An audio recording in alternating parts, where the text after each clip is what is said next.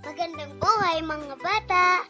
Tara, samahan ninyo akong matuto kasama si Teacher Aika, your online teacher. Please don't forget to subscribe, like, share, and hit the notification bell for more videos. Thank you! Revised K-12 Curriculum EPP ICT Grade 5 Quarter 1 Lesson 6. Ang ating aralin ngayong araw ay tungkol sa basic functions, sum, average, mean, max, at count. Muli, ako si Teacher Aika, ang inyong online teacher. Simulan na natin!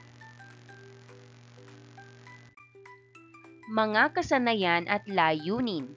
Ang mga mag-aaral ay: una, natutukoy ang gamit ng sum, average, mean, max, at count sa spreadsheet. Pangalawa, nakagagawa ng spreadsheet na may basic functions. Mga nilalaman. Basic functions: sum, average, mean, max, at count. Performing calculations and using formulas and functions. At creating charts and graphs to visualize data. Unang araw. Magkaroon muna tayo ng maikling balik-aral. 1, 2, 3, ABC. Hanapin ang katumbas na titik ng mga sumusunod na grupo ng numero. Gamitin ang talaan sa ibaba at ibahagi ang nalalaman sa salitang natuklasan. Narito ang chart na inyong gagamitin upang makuha ang tamang salita. A. 1, 14, 9, 13, 1, 20, 9, 15, at 14. Ang sagot, animation. Animation. B. 1, 21, 4, 9, 15. Ang sagot, audio. Audio.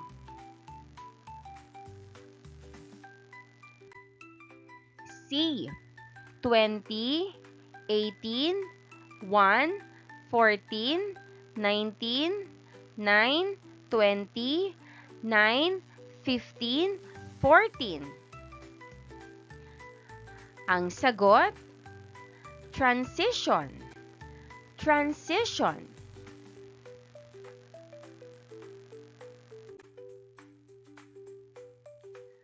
D.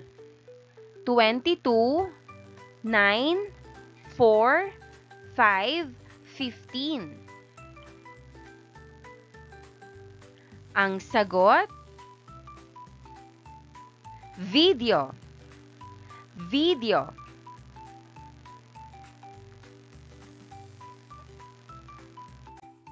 Tanong, ano ang iyong nalalaman tungkol sa mga salitang natuklasan?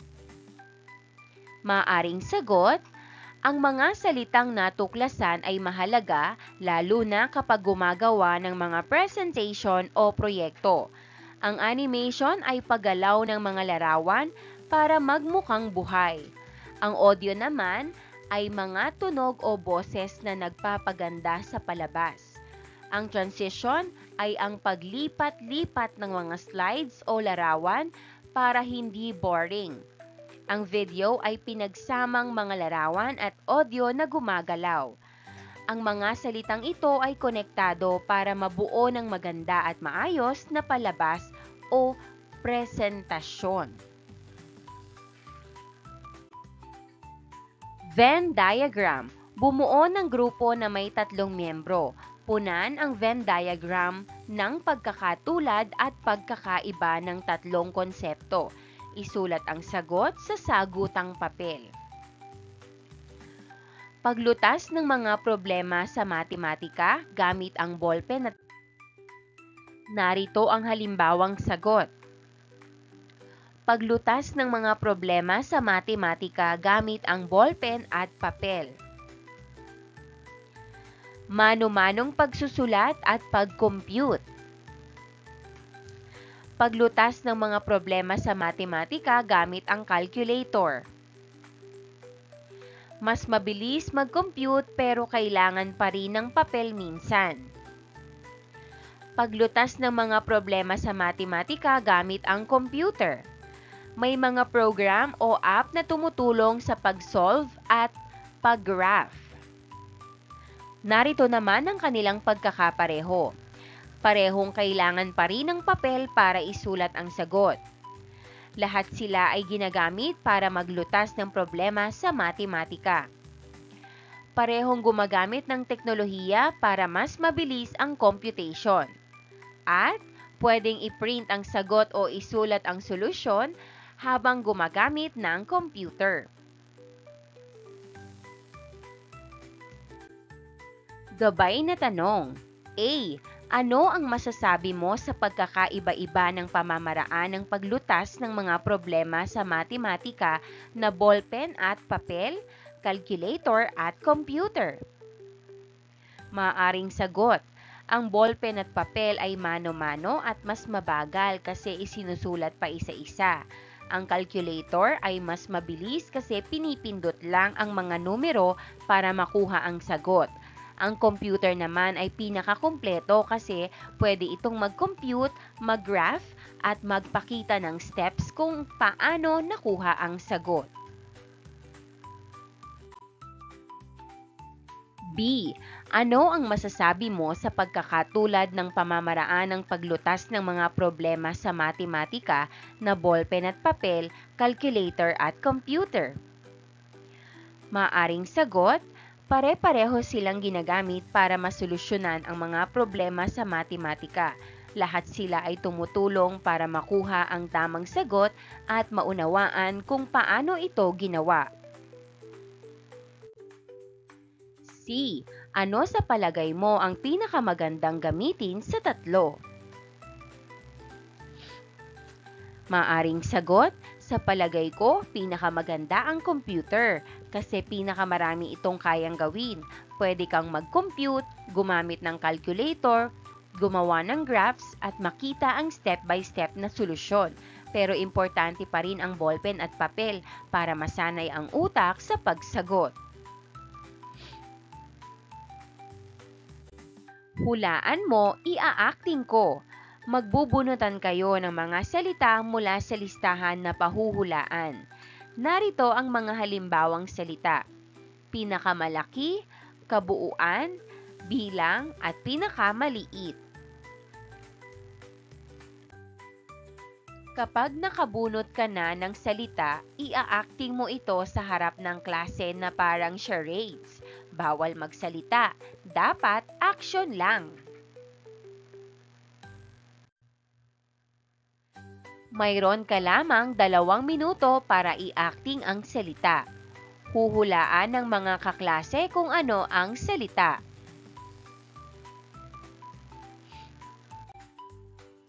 Kapag nahulaan na, sasabihin ng klase kung alin sa sum, average, mean, max at count ang kasing kahulugan ng salitang iyon. Kaugnay na paksa bilang isa. Pagtukoy sa gamit ng sum, average, mean, max at count sa spreadsheet. Proseso ng pag-unawa, noon o ngayon. Mahahati ang klase sa 2 grupo. Ang unang grupo ay dedepensahan ang kagandahan ng dating pamamaraan sa pagkuha at pagtutuos ng mga datos.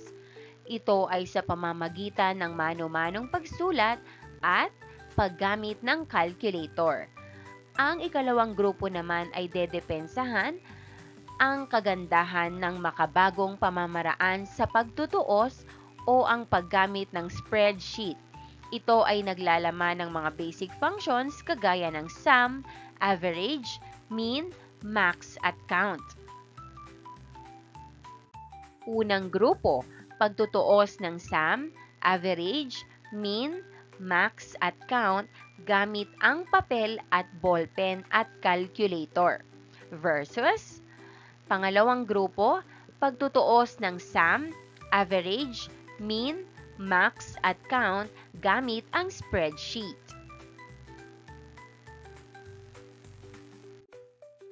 Pinatnubayang pagsasanay gawain bilang isa. Batang spreadsheet. Tingnan ang mga susunod na iba't ibang larawan na may formula.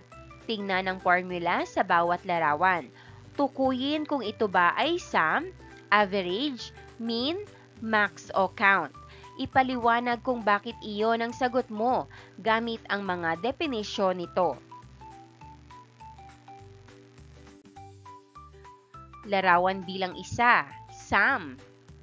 Ito ay sum kasi pinagsama-sama ang lahat ng gastos tulad ng kuryente, tubig, internet, at pagkain para makuha ang kabuuang halaga. Ibig sabihin, lahat ng bilang ay iniaad o dinadagdag para malaman kung magkano lahat ang kailangang bayaran. Ang 5,099 pesos ay ang kabuuan o sum ng lahat ng gastusin. Larawan bilang dalawa, average. Ang 5,295.67 ay tinatawag na average dahil ito ang karaniwang gastos kada buwan. Kinuha ito sa pamamagitan ng pagdaragdag ng kabuuang gastos sa Enero, Pebrero at Marso. Tapos hinati sa 3. Dahil iba-iba ang halaga kada buwan, mahalagang gamitin ang average upang malaman kung magkano ang karaniwang kailangang ihanda buwan-buwan. Ito ay nagpapakita ng matalinong pag-iisip sa pagbabudget. Larawan bilang 3, mean. Ang mga halagang naka-highlight ay tinatawag na mean dahil ito ang pinakamababang gastos sa bawat kategorya sa loob ng 3 buwan. Halimbawa, ang kuryente ay pinakamababa sa 1,000 pesos. Mahalaga ito para malaman kung kailan tayo pinakanakatipid at ito ay nagpapakita ng matalinong pagbabudget. Larawan bilang 4, max.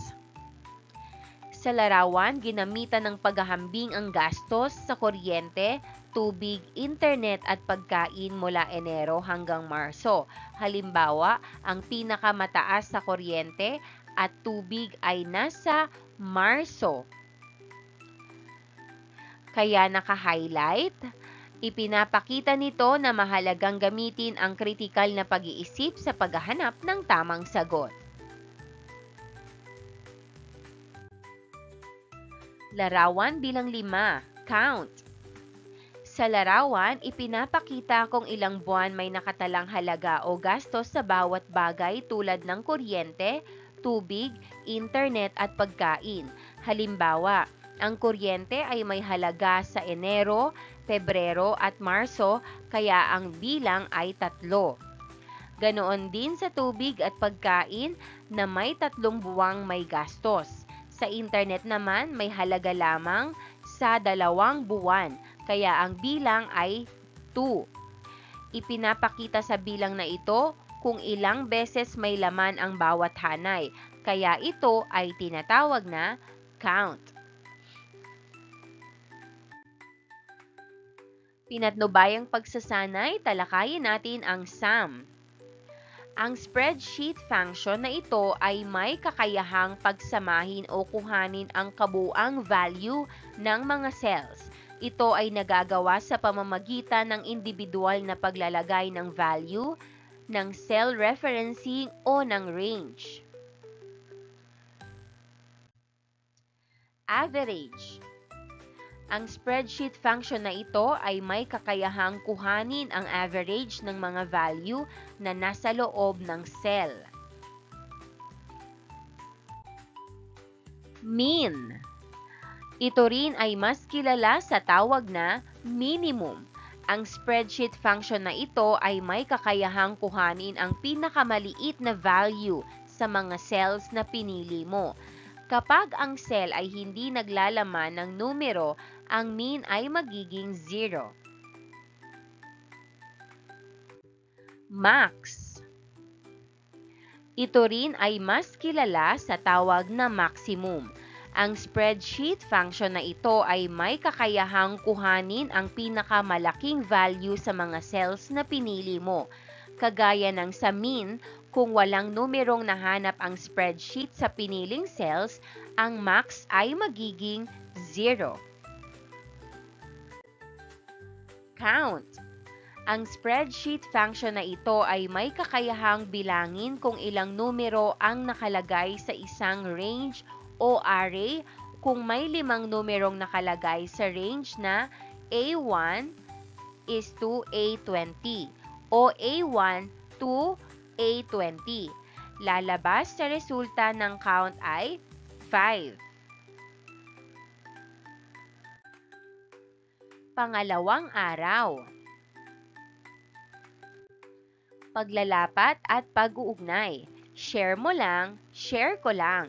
Pumili ng isa sa mga paksa na nais talakayin.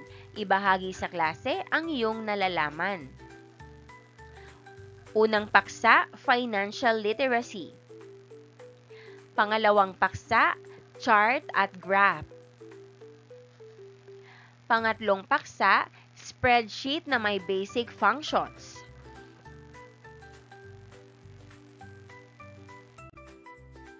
Gabay na tanong, ano ang financial literacy? Ang financial literacy ay ang kaalaman kung paano tamang gamitin, ipunin at gastusin ang pera. Nakakatulong ito para alam natin kung paano mag-budget at magtipid para hindi maubos ang pera. Pangalawa, paano makatutulong ang chart at graph sa pag-aanalisa ng mga datos? Ang sagot, ang chart at graph ay nagpapakita ng datos sa paraang madali itong makita at maintindihan. Nakakatulong ito para makita kung alin ang pinakamalaki, pinakamaliit at kung ano ang nangyayari sa mga bilang. Mas madali din magkumpara gamit ang graph.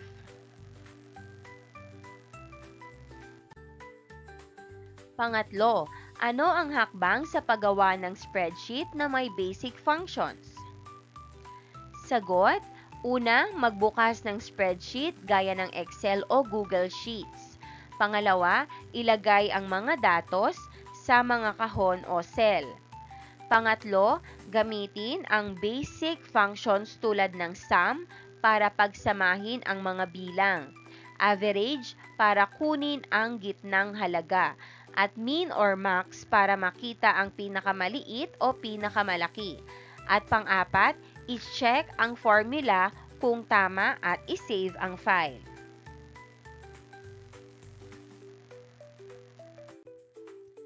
Ikatlong araw.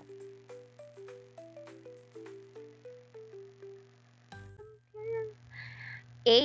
Paggawa ng spreadsheet na may basic function na sum.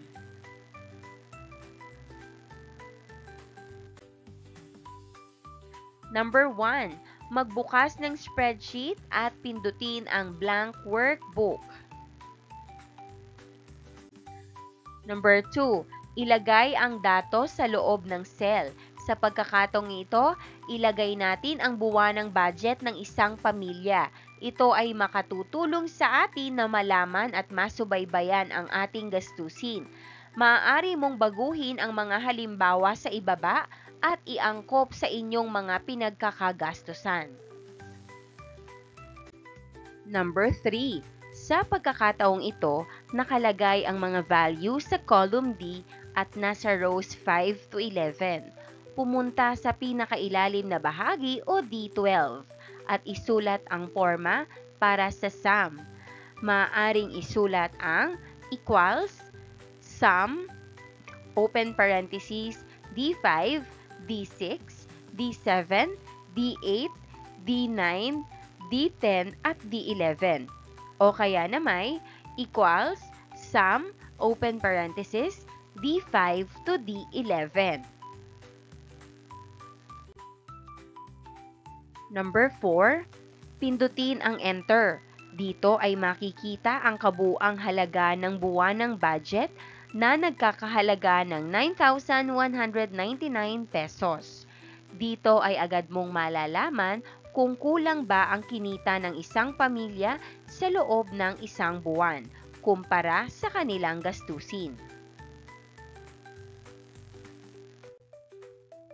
B. Paggawa ng spreadsheet na may basic function na average. Number 1. Gamit ang nakabukas na spreadsheet, tayo ay magdagdag ng panibagong sheet. Pindutin lamang ang new sheet icon sa ibaba. Number 2. Sa bagong sheet ay itala ang mga buwan mula Enero hanggang Disyembre at ilagay ang buwan ng budget ng inyong pamilya. Number 3, sa pagkakataong ito, nakalagay ang mga value sa column D at nasa rows 6 to 17. Upang malaman ang average na budget, kada buwan sa loob ng isang taon, pumunta sa pinakailalim o D18 at isulat ang formula para sa average. Maaaring isulat ang equals, average, open parenthesis, D6 to D17. Number 4, pindutin ang enter. Dito ay makikita ang average ng buwanang budget sa loob ng isang buong taon na nagkakahalaga ng 9,508.25 pesos. Dito ay malalaman mo kung magkano ang kalimitang nagagastos ng isang pamilya kada buwan.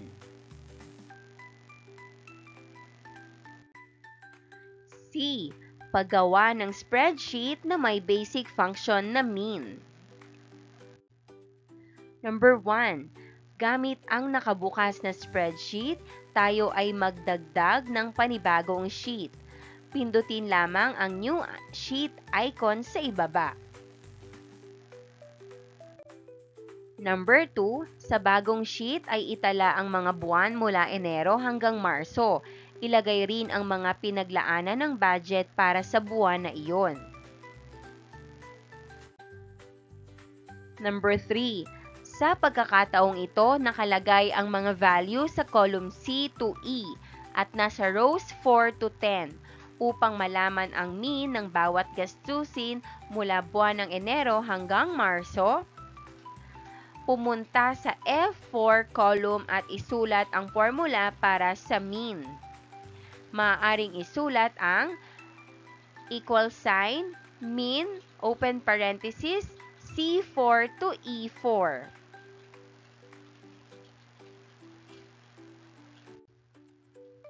Number 4, pindutin ang enter.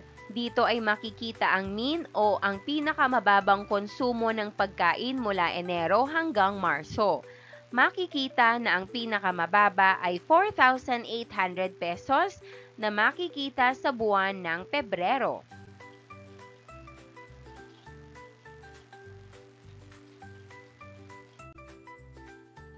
Number 5, kung nais malaman ang mean ng iba ay i-drag ang formula mula F4 hanggang F10.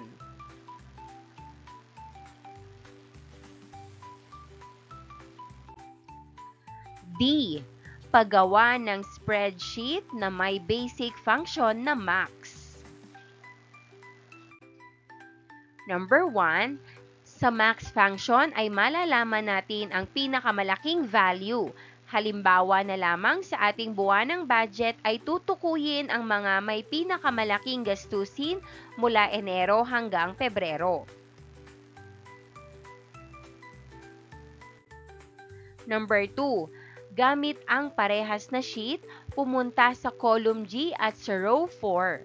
Dito isulat ang equals max, open parenthesis, C4 to E4.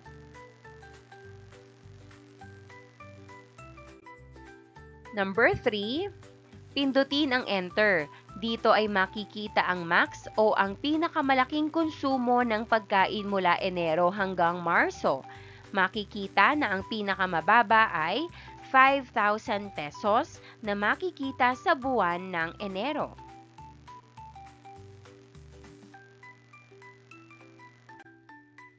Number 4. Kung nais malaman ang mean ng iba ay i-drag ang formula mula G4 hanggang G10.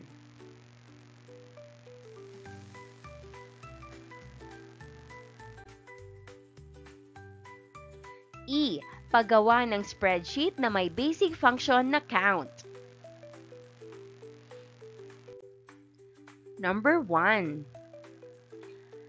Gamit ang nakabukas na spreadsheet, tayo ay magdagdag ng panibagong sheet. Pindutin lamang ang new sheet icon sa ibaba. Number 2. Sa pagkakataong ito ay gagawa tayo ng talaan ng ipon sa loob ng isang buwan. Sa bagong sheet ay itatala ang halaga ng naihulog bawat araw. Number 3. Nakalagay ang mga value sa column E at nasa rows 3 to 33 upang malaman ang count o ang bilang ng beses ng iyong paghuhulog ay pumunta sa E4 at isulat ang formula para sa count. Maaaring isulat ang equals count E3 to E33. Number 4, pindutin ang enter. Dito ay makikita ang count o kung ilang beses ka nakapaghulog sa alkansya sa buwan ng Enero.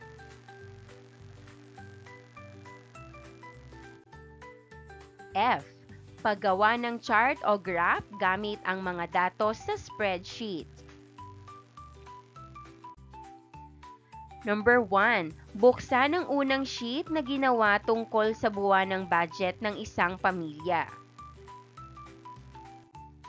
Number 2. Pumunta sa insert at pumili ng chart na nais gamitin. Sa pagkakataong ito, ang pipiliin natin ay pie chart upang magkaroon ng representasyon kung gaano kalaki ang konsumo ng bawat gastusin.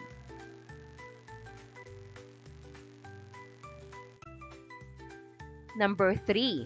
Upang mailagay ang mga datos, pindutin ang design at select data.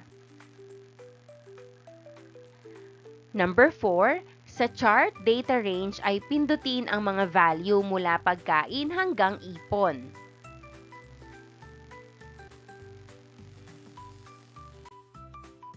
Number 5. Pindutin ang OK. Kung gustong makita ang halaga kada parte ng pie ay pindutin lamang ang pie at pindutin ulit gamit ang right click at pindutin ang Add Data Labels.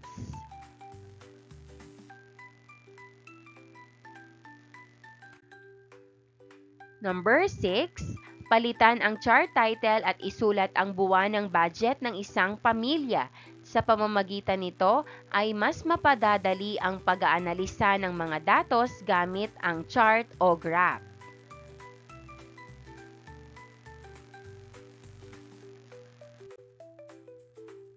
Ika-4 na araw.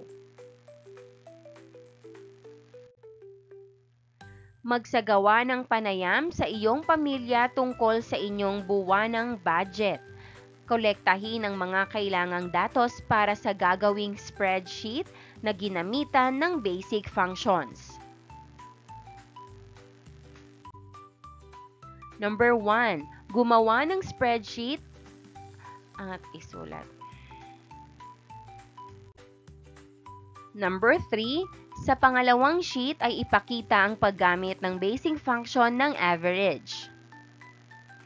Number 4, sa pangatlong sheet ay ipakita ang paggamit ng basic function na mean at max. Number 5, sa pang-apat na sheet ay ipakita ang paggamit ng basic function na count.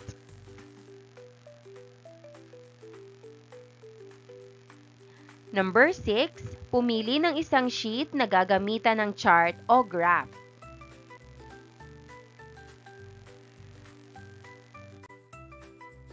Number 7, gamitin ang accomplished card upang masubaybayan ang iyong progreso.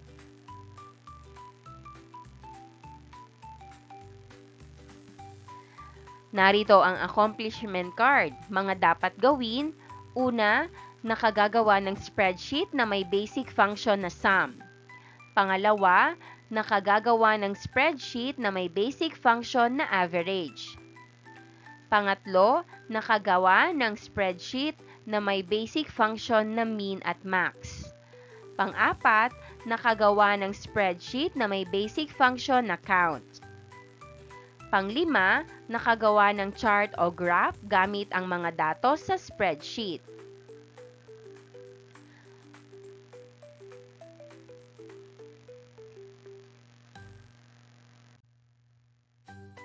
Pabaong pagkatuto. Isulat ang iyong natutuhan sa aralin. Halimbawang sagot. Natutuhan ko sa araling ito kung paano gamitin ang mga basic functions sa spreadsheet tulad ng sum, average, mean, max at count. Nalaman ko na ang sum ay ginagamit upang makuha ang kabuuan ng mga halaga. Ang average ay para sa karaniwang halaga. Ang mean at max ay para malaman ang pinakamaliit at pinakamalaking halaga. At ang count ay para malaman kung ilang bilang ang may laman. Natutuhan ko rin kung paano gumamit ng mga formula at function upang mapadali ang pagsusuri ng datos. Bukod dito, natutuhan kong gumawa ng chart at graph upang mas maipakita at maunawaan ang mga datos. Mahalaga ito dahil makakatulong ito sa araw-araw o sa aking araw-araw na buhay, lalo na sa pagtitipid, pagbuo ng budget at pag-aanalisa ng impormasyon gamit ang teknolohiya.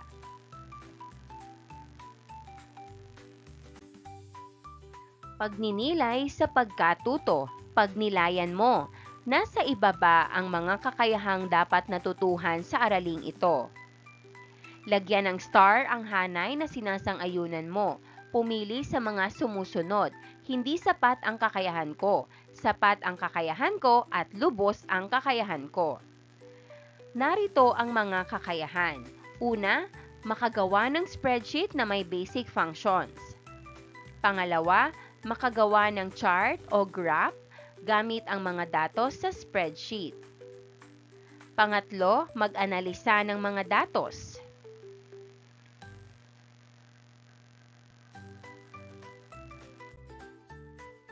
Pagsusulit. Ilapat sa spreadsheet ang mga sumusunod na datos sa ibaba. Gamitin ang mga basic functions ng spreadsheet upang masagot ang mga katanungan. Number 1. Magkano ang kabuuang halaga ng mga sangkap sa paggawa ng adobo? Narito ang sangkap at presyo. Ang sagot, 324 pesos.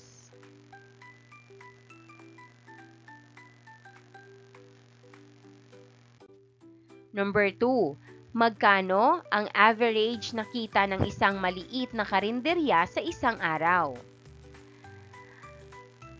Narito ang araw at kita. Ang sagot, 5,150 pesos.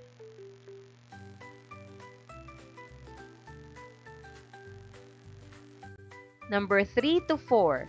Ano ang minimum at maximum na kinita ni Jonah sa pagtitinda ng barbecue? Tingnan mabuti ang talaan. Ang sagot, minimum 400 pesos. Maximum 800 pesos.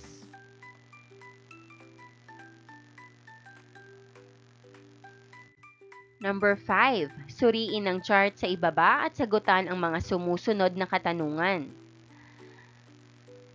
Tanong, alin sa mga ito ang may pinakamalaking parte sa buwanang budget ng isang pamilya? Ang sagot, pagkain.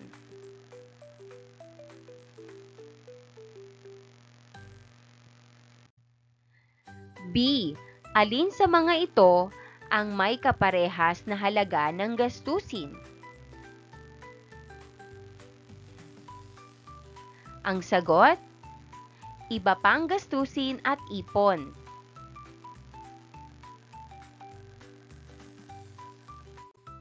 C.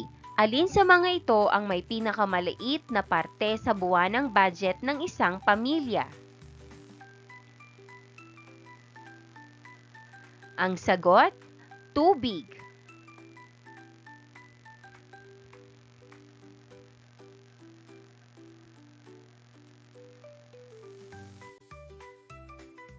D. Magkano ang nagastos sa pagbabayad ng kuryente? Ang sagot, 799 pesos.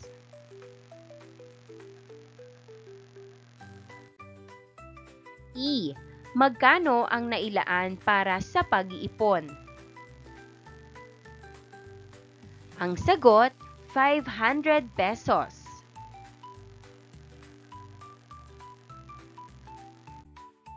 And that wraps up today's lesson. If you enjoyed this video and want to see more content like this, don't forget to hit the subscribe button and ring the bell so you never miss an update. Thanks for tuning in.